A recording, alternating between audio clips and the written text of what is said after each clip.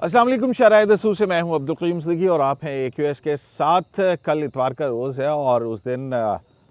अदलिया के अंदर बड़ी तब्दीली आ रही है और जस्टिस काजी फ़ाइज़ साहब बतौर चीफ जस्टिस पाकिस्तान अपने 29वें चीफ जस्टिस के तौर पर हल्फ लेंगे और उनके हल्फ बर्दारी के साथ ही बहुत सारी चीज़ें हैं। मैं देख रहा था कि जो प्रोटोकॉल वगैरह की बात है उसके हवाले से क्या हो सकता है, ये भी सोच रहा था। और क्योंकि अभी भी जो चीफ़ जस्टिस पाकिस्तान का प्रोटोकॉल होता है, वो चीफ़ जस्टिस पाकिस्तान का जो प्रोटोकॉल है वो बहुत बड़ा एक कैवलकेड होता है। उसके पीछे कई सिक्योरिटी की गाड़ियाँ होती हैं और फिर जैमर्स लगे होते हैं और फिर चीफ़ जस्टिस जो है उस कैवलकेड के अंदर ट्रैवल करते हैं।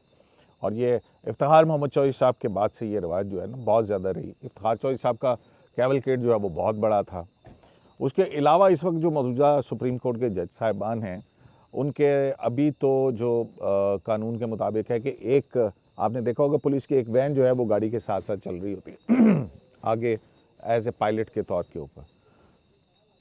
इसी तरह से अभी जो सुप्रीम कोर्ट के जो जज साहिबान उनमें जिनकी ज़्यादा सिक्योरिटी है, एक तो चीफ जस्टिस की थी और है, और दूसरा जो है वो जस्टिस इजाज़ुल एहसन साहब हैं जिनकी साथ सिक्योरिटी की शायद 2 से ज़्यादा गाड़ियाँ हैं, और दूसरे जस्टिस मुज़ाहिर नकवी हैं, उनका कैवलकेड सुना है कि बहुत बड़ा है। तो अब ये प्रोटोकॉल के हवाले से मुझे याद आ रहा है 9 नवंबर 2022 का एक वाक़या। आपको याद होगा कि उस दिन जो है काजी फ़ाइज़ साहब पैदल जो है वो शाहराह दस्तूर पे सफ़र करते हैं मतलब हमने ये देखा है उनकी रूटीन है, मौसम अच्छा होता है या वॉक के लिए वो उनका मामूल है कि वो शायद जुडिशल कॉलोनी से निकलते हैं पैदल और फिर उसके बाद वो सुप्रीम कोर्ट ऑफ पाकिस्तान जाते हैं। उन्होंने वो एयरफोन्स जो हैं वो लगाए हुए होते हैं, हेडफोन जिसको कहते हैं कान में, और वो जो भी अपना सुन रहे हों उसमें कोई लेक्चर या जो भी व्हाटएवर, तो वो जाते हैं। और वहाँ पे उन्होंने देखा तो वो एक बड़ा वाक़या पेश आया था, बड़ा हेडलाइंस की ज़ीनत बना था कि जनाब वो वहाँ पे प्रोटोकॉल रोक दिया गया था और उन्होंने ये भी कहा कि जी देखें ये किसकी गाड़ियाँ खड़ी हैं, ये येलो लाइन के ऊपर सिक्योरिटी की गाड़ियाँ क्यों खड़ी हैं। तो उस दिन जो है वो जब बहुत ज़्यादा मीडिया में ये बात उछली थी तो जस्टिस काजी फ़ाइज़ ने एक अपना बयान जारी किया था। मैं सोच रहा हूँ कि आज जबकि वो कल चीफ जस्टिस का हल्फ ले रहे हैं, उससे पहले आपको बताऊं कि 9 नवंबर 2022 को उन्होंने इस प्रोटोकॉल्स के हवाले से वो क्या कहा था, वर्बेटम जो कुछ कहा उन्होंने अपने उस खत के अंदर, वो मैं आप तक पहुंचा रहा हूं, गोशे गुजार कर रहा हूं। ये है जी 9 नवंबर 2022। ये चंद सतूर मुझे इसलिए लिखनी पड़ रही हैं कि शहरियों के बशमूल मेरे नकलो हरकत पर रुकावटें थीं। और वैसे भी आपको याद है कि प्रोटोकॉल लगते हैं, ट्रैफिक रुकती है और बहुत ज़्यादा लोगों को मसाइल का सामना होता है। तो ये उसी हवाले से उनका जो प्रोटोकॉल्स हैं ट्रैफिक रोकने के हवाले से, उनका क्या मौक़िफ़ है चीफ जस्टिस बनने से पहले का, वो मैं आप तक पहुंचा रहा हूं। तो दोबारा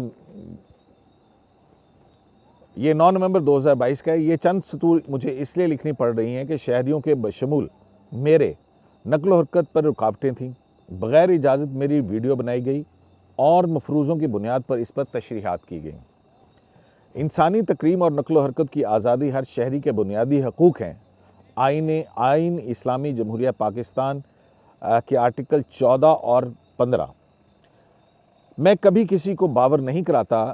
कि मैं अदालत उज़्मा का जज हूँ, और अदालत उज़्मा आते जाते मैं अदालती लिबास में भी नहीं होता और ना ही मेरे साथ कोई बावर्दी सिपाही होता है, मगर किसी भी पाकिस्तानी शहरी की तरह अपने काम की जगह तक सहूलत के साथ पहुंचना और इसी तरह घर वापस जाना मेरा भी बुनियादी हक है। कल 8 नवंबर 2022 को जब मैं सुबह अदालत उज़्मा की तरफ जा रहा था तो सारी ट्रैफिक रोक दी गई थी और दरियाफ्त करने पर बताया गया कि सदर साहब के लिए रूट लगाया गया है। सैकड़ों गाड़ियां रोकी गईं जिनमें यकीनन हज़ारों अफराद थे। सुबह के वक्त ये सारे लोग अपने दफातर, कारोबार, तालीमी इदारों, हस्पताल या दीगर ज़रूरी कामों के सिलसिले में जा रहे होंगे। मुझे ये देखकर नहायत अफसोस हुआ कि ऐसा इस्लामी जमहूरिया पाकिस्तान में हो रहा है जिसके आइन में सबसे पहले अल्लाह ताला की हुक्मरानी का इकरार किया गया है। आइन में सबसे पहले अल्लाह ताला की हुक्मरानी का इकरार किया जाता है और जिसका मकसद वजूद बानी पाकिस्तान कायद-ए-आज़म मोहम्मद अली जिन्ना ने यूँ बयान किया था कि हमारी अपनी रियासत होने का मतलब ये है कि वो जिसमें हम आज़ाद लोगों की तरह जी सकें और सांस ले सकें, और जहाँ इस्लामी समाजी अदल के असूलों पर आज़ादी से अमल हो। और मज़ीद फरमाया था, मैं अपनी सारी तवज्जो मुकम्मल तौर पर लोगों और बिलखुसूस गरीबों की भलाई पर मरकूज़ करनी चाहिए हमें। जस्टिस काजी फ़ैज़ साहब अपने ख़त में आगे जाके लिखते हैं कि अदालत उज़्मा में तकरीबन 10 घंटे काम करने के बाद कल शाम जब मैं हस्ब मामूल अपनी रिहाइशगाह की तरफ पैदल रवाना हुआ और हमेशा की तरह एक आदम शहरी की हैसियत से सादा लिबास में था, ना काला कोट और ना काली टाई, और किसी बावर्दी सिपाही को साथ लिए बगैर, तो मैंने देखा कि शाहराह दस्तूर की दाईं तरफ की सड़क बंद कर दी गई थी, क्योंकि कुछ दर्जन सरकारी मुलाजमीन एहतजाज कर रहे थे, और बाईं तरफ की एक तरफ सड़क को दो तरफा बना दिया गया था। मगर इस दो तरफा सड़क में भी बहुत सारी गाड़ियां, जिनमें अक्सरियत सरकारी गाड़ियों की थी, जैसा कि उनके नंबर प्लेट से जाहिर था, दोनों तरफ की पीली लकीरों पर पार्क की गई थी। हालांकि पीली लकीरों पर पार्किंग ममनू है। मैंने एक शहरी की हैसियत से डीआईजी ऑपरेशंस और डिप्टी कमिश्नर जो मौका पर मौजूद थे,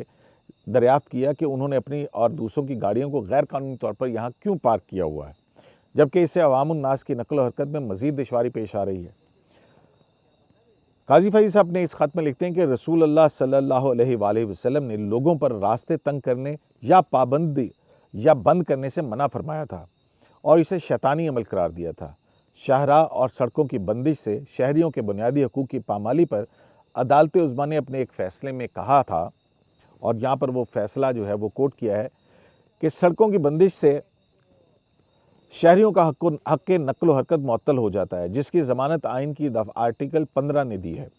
और इनका इस हक़ का निफाज ज़रूरी है। जब तलबा स्कूलों और तालीमी इदारों को नहीं जा सकते, तो इनके हक़ तालीम, जिसकी ज़मानत आइन की आइन का आर्टिकल 25A देता है, उसका निफाज ज़रूरी हो जाता है। जब मुकदमे के फ़रीक़ों की अदालत तक रसाई रोक दी जाती है, तो मुनसिफ़ाना समाअत और ज़रूरी कानूनी कार्रवाई के मुतालिक इनके हक़, जिसकी ज़मानत आइन की आर्टिकल 10A ने दी है, उसका निफाज ज़रूरी हो जाता है। लोगों को गाली देने, उन्हें धमकी देने और उन पर हमला करने से उनकी बाइज़्ज़त ज़िंदगी, जिसकी ज़मानत आइन के आर्टिकल 14(1) में दी गई है, का हक़ बेमानी हो जाता है, जिसका निफाज ज़रूरी है। जब दुकानें और कारोबार ज़बरदस्ती बंद किए जाते हैं, जब लोग अपने काम पर जा नहीं सकते, जब रोज़ाना दिहाड़ी पर काम करने वाले गरीब मेहनत कशों को सामान्य ज़िंदगी हासिल करने का मौका से महरूम किया जाता है, तो उनका काम करने का हक़, जिसकी ज़मानत आइन का आर्टिकल 18 देता है, नाफिज करना ज़रूरी है। जब इमलाक को नुकसान पहुँचाया जाता है या बर्बाद किया जाता है, तो माल की मलकियत और इससे फ़ायदा उठाने के हक़, जिसकी ज़मानत आइन के आर्टिकल 23 में दी गई है, उसका निफाज ज़रूरी हो जाता है। तो ये एक फ़ैसला है जो मुख्तलिफ, आपको याद होगा फैज़ाबाद धरना हुआ था, बहुत एजिटेशन हुआ, फिर यहाँ पे डी चौक के अंदर भी 126 दिन जो है वो सड़कें बंद रखी गई थी। उस दौरान में सुप्रीम कोर्ट ऑफ पाकिस्तान का कोई एक फ़ैसला है जिसके अंदर अवामुन्नास की नक़्ल हरकत के हवाले से ये पैराग्राफ जो है वो उन्होंने अपने इस ख़त के अंदर कोट किया था। इसी फैसले में आगे लिखा है कि दूसरों के बुनियादी हकूक़ मुतासिर करके इज्तिमा का हक़, अंजुमन साजी का हक़ और इजहार की आज़ादी का हक़ इस्तेमाल नहीं किया जा सकता। इजाज़त हासिल किए बगैर सड़कों पर अवामी इज्तिमात मुनक़िद नहीं किए जा सकते, ना ही किसी सड़क को कैंप की जगह के लिए या गैर मुअय्यना मुद्दत तक जमा होने के लिए इस्तेमाल किया जा सकता है। सड़कें गाड़ियों के इस्तेमाल के लिए और गुज़रगाहें पैदल चलने वालों के इस्तेमाल के लिए हैं, ताकि लोगों की नक़्ल हरकत में आसानी हो, जो एक बुनियादी हक़ है। इस फैसले में अदालत उज़्मा ने जो हुक्म जारी किया, इसमें यह भी कहा गया कि हर शहरी और सियासी जमात को इज्तिमा और एहतजाज का हक़ है, बशर्ते कि ये इज्तिमा और एहतजाज पुरअमन हो और कानून जिसने अवामी मुफाद में मुनासिब क़यूद आयद किए हों इसके मुताबिक हो। इज्तिमा और इज्तिमा के हक़ पर सिर्फ इस हद तक ममानित है कि इससे दूसरों की नक़्ल हरकत की आज़ादी, माल की मलकियत और इस्तेमाल के हक़ समेत बुनियादी हकूक़ मुतासर ना हों। वो मुजाहिरीन जो लोगों के लिए सड़कों के इस्तेमाल करने के हक़ में रुकावट डालें या इमलाक को नुकसान पहुँचाएँ, उनके ख़िलाफ़ कानून के तहत कार्रवाई और इनको जवाबदेह ठहराना लाजमी है। जस्टिस काजी फ़ैज़ साहब ने इस ख़त के में मज़ीद लिखते हैं कि रसूल अल्लाह सल्लल्लाहु अलैहि वसल्लम ने जब अपने सहाबा के साथ रसूलुल्लाह सल्लल्लाहु अलैहि वसल्लम जब अपने सहाबा के साथ बैठते थे तो उनकी कोई मखसूस जाय नशिस्त नहीं थी जिससे उनको पहचाना जाता, ना ही वो दूसरों से बुलंदी की जगह पर बैठते थे जिससे इनका रुतबा ज़ाहिर हो और इस वजह से किसी अजनबी को ये मालूम ना हो पाता कि इनमें अल्लाह के रसूल कौन है और इनके सहाबी कौन है। इससे ये ज़ाहिर होता है कि वो खुसूसी या इम्तियाजी सलूक प्रोटोकॉल को पसंद नहीं करते थे। रसूलुल्लाह सल्लल्लाहु अलैहि वसल्लम अपने लिए खुसूसी सवारी का इंतज़ाम भी नहीं करते थे, बल्कि वही कुछ इस्तेमाल करते थे जो आपके सहाबा के लिए भी दस्तयाब होता था। जब एक ऊँट को 3 अफराद के लिए इस्तेमाल करने का फ़ैसला हुआ तो रसूलुल्लाह सल्लल्लाहु अलैहि वसल्लम ने अपने ऊँट को हज़रत अली रज़ी अल्लाह ताला अन्हा और हज़रत मरसद रज़ी अल्लाह ताला अन्हा के साथ शरीक किया, जिस पर बारी बारी तीनों सवारी करते। हालांकि इन दोनों ने कहा भी कि वो जवान हैं और आसानी से पैदल चल सकते हैं, लेकिन आपने नहीं माना। कितने अफसोस की बात है कि रसूलुल्लाह सल्लल्लाहु अलैहि वसल्लम की इस सुन्नत पर आज गैर मुस्लिम ममालिक में तो अमल होता है, लेकिन इस्लामी जमहूरिया पाकिस्तान में इस पर अमल नहीं होता और बेपनाह खसूसी प्रोटोकॉल दिया जाता है, जिसमें ज़्यादा ईंधन जलाने वाली बख्तरबंद गाड़ियों के अलावा असलहे से लैस मुहाफ़िज़ीन का काफ़िला भी शामिल होता है। मगर इसके बावजूद आवाम को दूर रखने के लिए रूट लगाया जाता है और अवामी रास्ते बंद कर दिए जाते हैं और अवामी रास्ते बंद कर दिए जाते हैं, खा आम शहरियों को बहुत ज़्यादा तकालीफ़ें उठानी पड़ें। हमारा आइन अगर एक तरफ शहरियों के लिए बुनियादी हकूक़ का तहफ़्फ़ुज़ यकीनी बनाता है तो दूसरी तरफ हर शहरी पर आइन और कानून पर अमल करने की ज़िम्मेदारी भी आयद करता है। आर्टिकल 5 रियासत की सिर्फ ये ज़िम्मेदारी नहीं कि वो मुज़ाहिरीन के इज्तिमा को आसान बनाए और आइन और सरकारी ओहदेदारों का तहफ़्फ़ुज़ करे। कहते हैं कि हमारा आइन अगर एक तरफ शहरियों के बुनियादी हकूक़ का तहफ़्फ़ुज़ यकीनी बनाता है तो दूसरी तरफ हर शहरी पर आइन और कानून पर अमल करने की ज़िम्मेदारी भी आयद करता है, यानी कि आइन का आर्टिकल 5। और इसी तरह रियासत की सिर्फ ये ज़िम्मेदारी नहीं कि वो मुज़ाहिरीन के इज्तिमा को आसान बनाए और आइन और सरकारी ओहदेदारों का तहफ़्फ़ुज़ करे, बल्कि हर शहरी के हकूक़ का तहफ़्फ़ुज़ इसकी अव्वलीन और बुनियादी ज़िम्मेदारी है। और ऐसा करना शहरियों पर एहसान नहीं। आखिर शहरियों के खून पसीने की कमाई से हासिल होने वाले टैक्स की रकम से यह मुल्क चलता है और आइनी ओहदेदारों और सरकारी मुलाजमीन की तनख्वाहें भी दी जाती हैं। और अपने इस ख़त के आखिर में वो कुरान मजीद की एक आयत जो है उसका हवाला देते हुए लिखते हैं, जिसका तर्जुमा कुछ यूँ है, और अर्रहमान के बंदे वो हैं जो ज़मीन पर आजिज़ी और इंकिसारी से चलते हैं। काजी फ़ाइज़ ईसा, शहरी और टैक्स दहिंदा। तो ये मैंने कहा कि इससे पहले कि काजी फ़ाइज़ ईसा बतौर चीफ़ जस्टिस ऑफ पाकिस्तान अपने ओहदे का हल्फ उठाएं, चीफ़ जस्टिस का एक प्रोटोकॉल है, तो देखते हैं कि एक बहुत बड़ा इम्तिहान होगा जब वो चीफ़ जस्टिस ऑफ पाकिस्तान बनेंगे। तो वो जैसा कि उन्होंने कहा कि उनके बहुत सारे जो आइनी ओहदेदार हैं उनके साथ गाड़ियों के काफ़िले, असलहा बरदार मुहाफ़िज़ जो हैं वो होते हैं और फिर उसके बाद रूट भी लगाए जाते हैं। तो इस तरह से आवाम की नकलो हमल की वो होती है और प्रोटोकॉल को जो इस्लामी मिसालें हैं उसके तहत जो है वो उनको दुरुस्त नहीं समझ रहे हैं और वो मिसालें दे रहे हैं कि जो इस्लामी इक़्तिदार हैं वो तो मग़रिब ने अपना ली हैं, क्योंकि वहाँ पर इस तरह से प्रोटोकॉल वगैरह नहीं होते हैं। तो अब देखते हैं कि कल जस्टिस काजी फ़ाइज़ ईसा जब चीफ़ जस्टिस पाकिस्तान का हल्फ उठाएंगे तो फिर उसके बाद